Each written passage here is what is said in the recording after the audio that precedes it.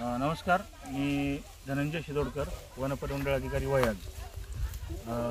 आज दिनांक 26/11/2025 रोजी धामणगाव हिंगणी शिववरील श्री राहुल लोंगसे यांच्या शेतात काही प्राण्यांचे ठसे आढळल्यावरून त्यांनी वन विभागाला संपर्क केला होता।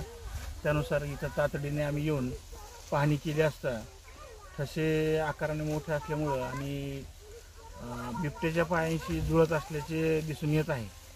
त्यावरून इथं ऊसतोड कामगारांना जनजागृती केली आहे। गावकऱ्यांना पण मी आवाहन करतो की सगळ्यांनी सतर्कता बाळगावी, लहान मुलांना जपावं, सावधानता ठेवावी, रात्री शक्यतो शेतात कामाला जाऊ नये आणि काळजी घ्यावी। काही आढळल्यास अफवा न पसरवता वन विभागाशी संपर्क साधावा।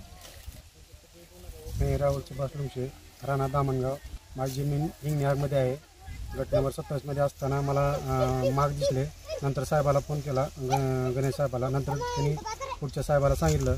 साहेबांनी येऊन पाहणी केली आणि नंतर साहेबांनी पाहणी केल्यानंतर सांगितलं की बिबट्याचं मागच आहे तिथे। मग बरोबर त्यांनी सांगितलं की बाबा हे असंच मागाचं सतर्क राहावा तुम्ही।